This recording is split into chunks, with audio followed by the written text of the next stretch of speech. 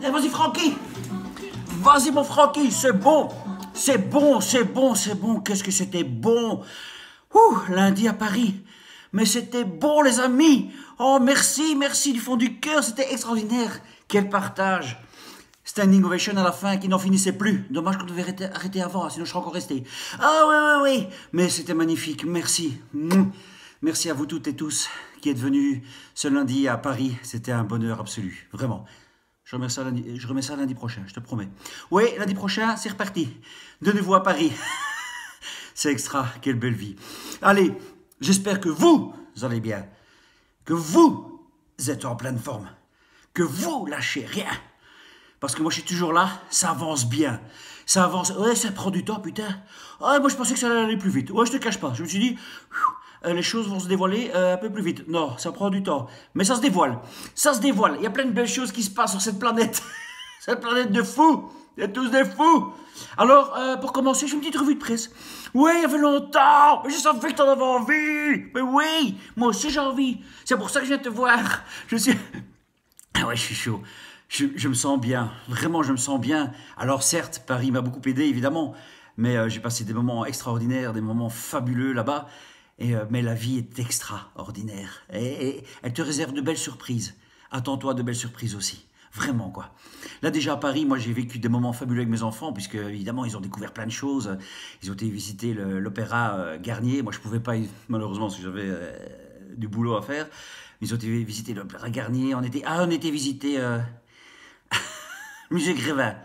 Oui. Oh, je t'avoue que j'étais un petit peu surpris. Alors, je te dis vite fait, hein, évidemment, magnifique, hein, le lieu est magnifique, extraordinaire, vraiment, c'est un beau lieu. Mais j'étais un peu surpris par quelques statuettes. Oui, quelques statuettes de cire. Alors, j'étais un petit peu surpris de voir Alexandre Lamy, sans Jean Dujardin. Là, tu te dis Alexandre Lamy, mais pas Jean Dujardin. Ça, c'est un peu space quand même. Jean Dujardin qui a reçu un Oscar et... elle qui a joué dans Oscar, je crois. Donc, je veux dire, c'était pas très équilibré. Ne pas voir Bourvil, mais voir Cadmerade, ça m'a fait space. Oui, je t'avoue que j'étais un petit peu space. Hein? Voir, comment dire, Nikos Aliagas et Cyril Hanouna, mais pas Serge Gainsbourg ou Claude Nougaro, ça m'a un petit peu surpris. Mais c'est tout. Sinon, il y a une salle, super les amis. Une magnifique salle. Écoute bien, hein, j'étais comme ça. Oh oui, de haine, hein, la haine qui montait. Tu rentres dans une salle, hein, tu rentres dans le pape, oh non.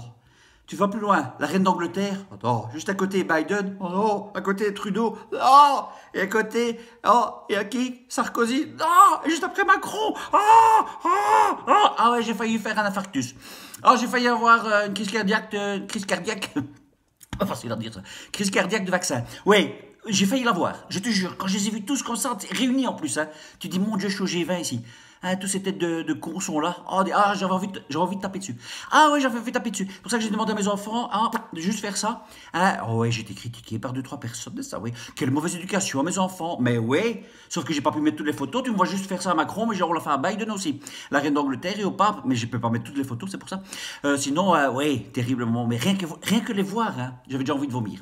Trudeau. Ah oui, voici ce Trudeau du cul. Ah oui, c'était extraordinaire. C'était magnifique. Rien que pour ça, le musée Grévin, j'ai envie de le boycotter. Juste pour pas voir cette tête de con. Ouais, juste pour pas voir cette tête de con. Enfin bon, soit, ça c'était la petite parenthèse. Allez, je fais une petite revue de presse, les amis. Parce qu'il y a longtemps que j'ai pu faire des revues de presse. J'ai commencé par Francky Vincent, tu vois. Vas-y, Francky, c'est bon. Pourquoi? Parce qu'il vient d'être fait chevalier des arts et des lettres. Véridique. Francky Vincent vient d'être fait chevalier des arts et des lettres. Lui qui a écrit, écoute bien, hein, ce que je te dis est vrai évidemment. Lui qui a écrit, tu veux mon zizi? Oui, oui, oui, je vais te le donner. Oui, oui, oui, oui. Chevalier des arts et des lettres. D'accord. Moi je pense que si Bézu était encore là, hein, il aurait été fait chevalier des arts et des lettres. Tout le monde s'éclate. Ah la queue le. Tout le monde danse. Ah la queue le.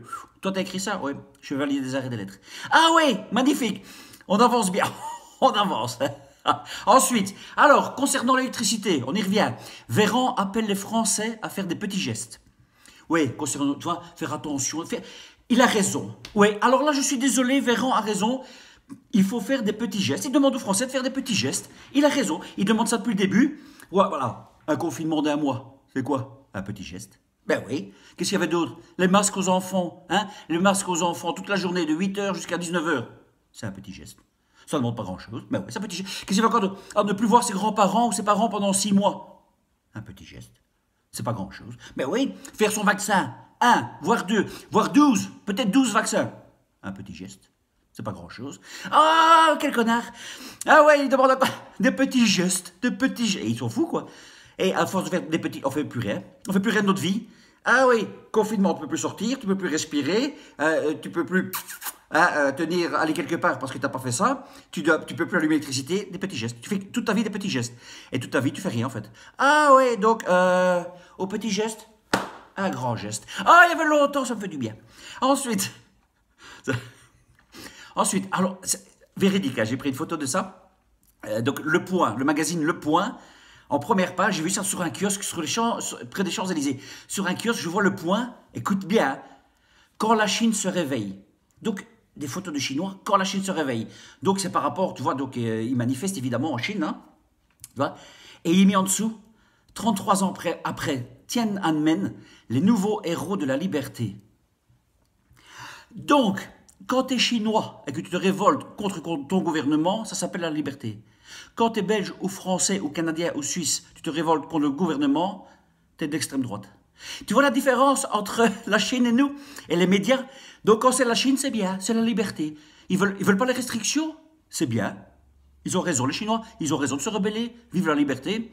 Toi, t'es belge, toi? Ouais, sale nazi. Ouais, pour la liberté. Non, non, t'es un nazi. C'est ça. Hein. Et quand tu vis... Et alors, donc... Et du coup, écoute bien, la Chine annonce un allègement général des règles sanitaires contre le Covid, abandonnant son approche stricte face au virus après des manifestations historiques de colère à travers tout le pays. Donc ça veut dire que si tu ouvres ta gueule, on dit ouais, c'est bon, alors on va arrêter les restrictions. Hein.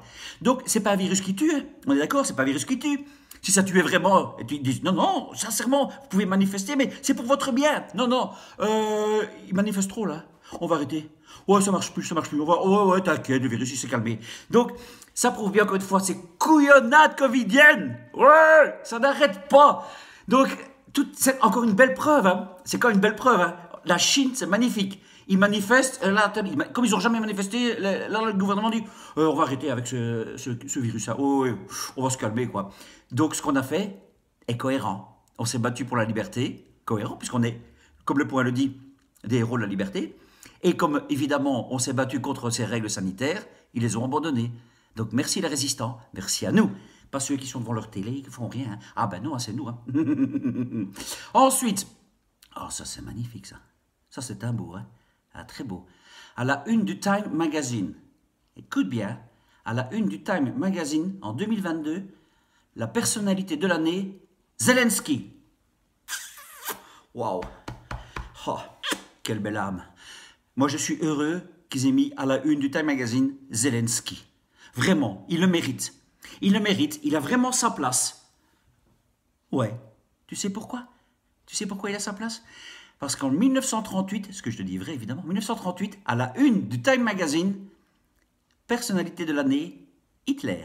Ah voilà, en 38 c'est Hitler, en 2022 Zelensky, c'est cohérent. C'est cohérent, les dictateurs au pouvoir, c'est ce qu'ils veulent, c'est cohérent, donc voilà.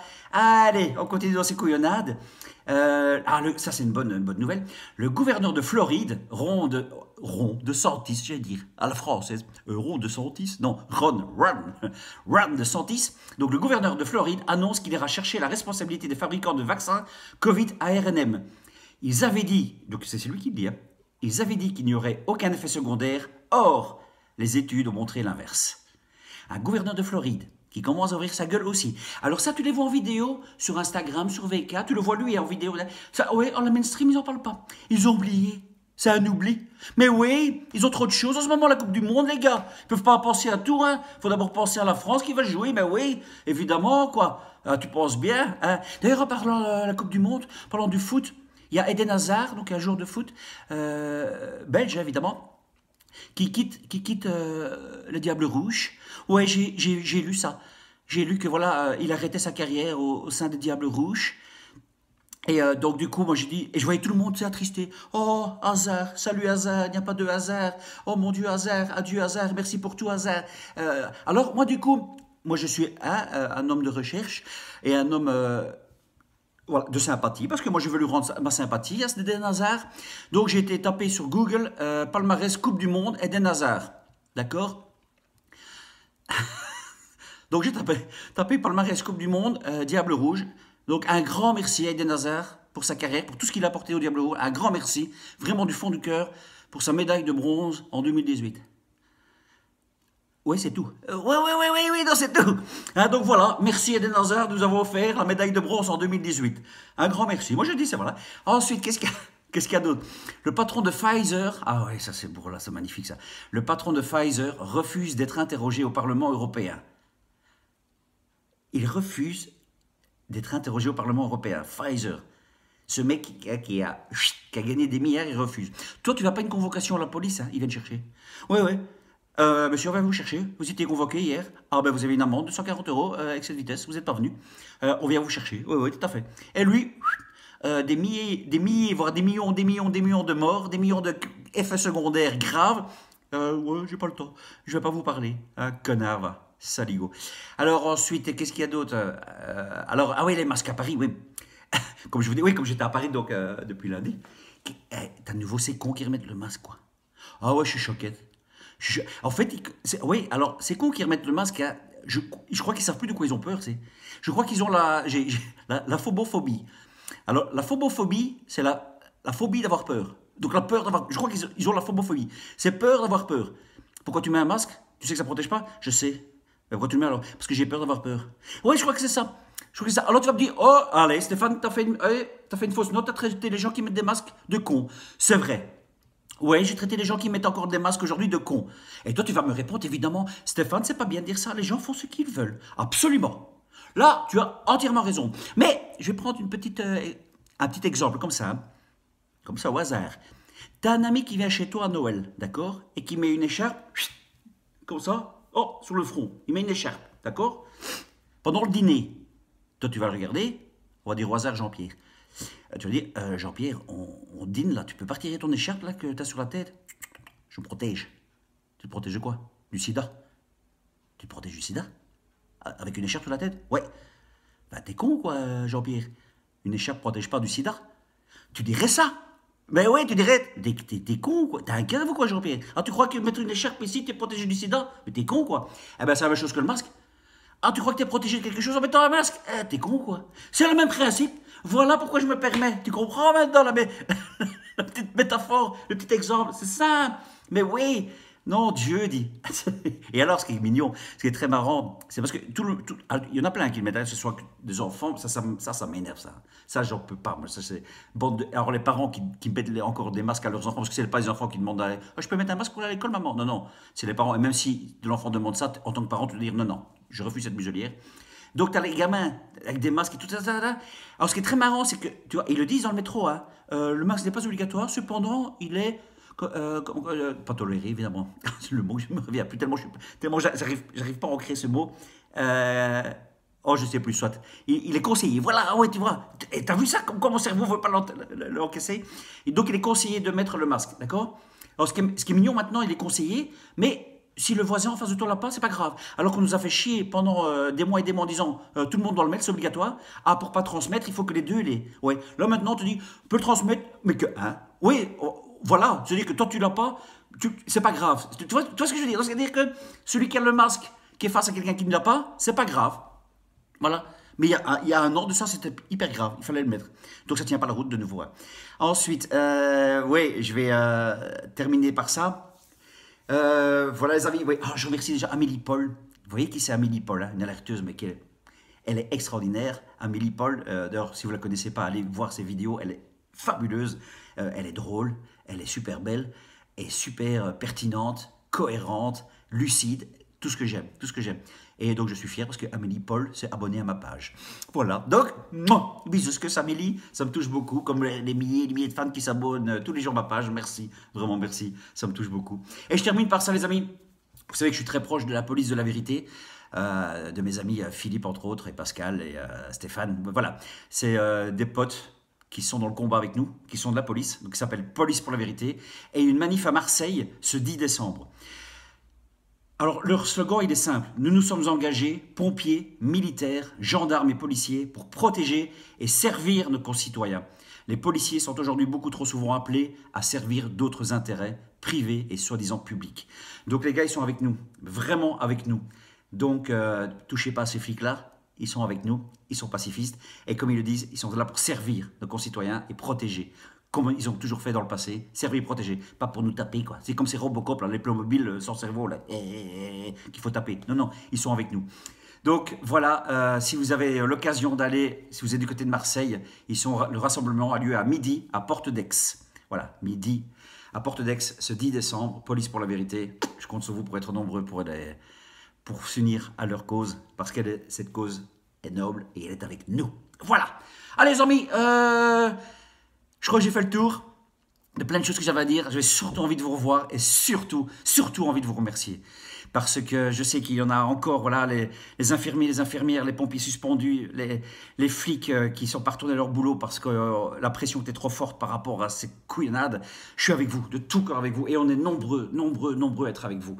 Sachez-le, que ce soit mes spectacles ou en mail ou en messenger, peu importe, c'est soulevé tous les jours que on est de plus en plus nombreux, de plus en plus nombreux. Les haters, ils ont de plus en plus de mal à nous atteindre parce qu'on a de plus en plus raison.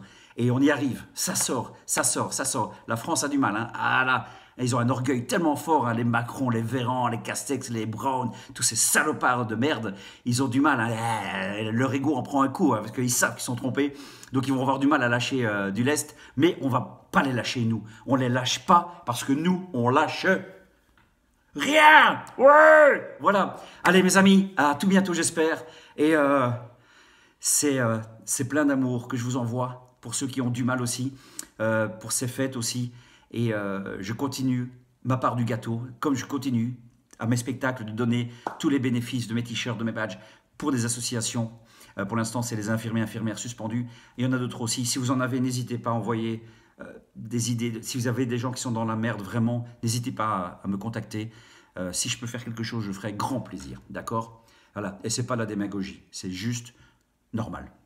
C'est normal. On essaye d'être normaux. Ça ferait du bien d'être un peu normal dans ce monde de fous. En fait, c'est ça. Être normal aujourd'hui, pour eux, c'est être fou. Tu vois. Eux nous prennent pour des fous. Non, non, non. On est dans la normalité, quoi. Donc, si on pense que tout ce qui se passe autour de nous est fou, c'est qu'on se sent bien dans notre peau et dans notre tête. Croyez-moi. Allez, à bientôt, les amis. Je vous embrasse du fond du cœur. On lâche rien. Et évidemment, bisous, ciao.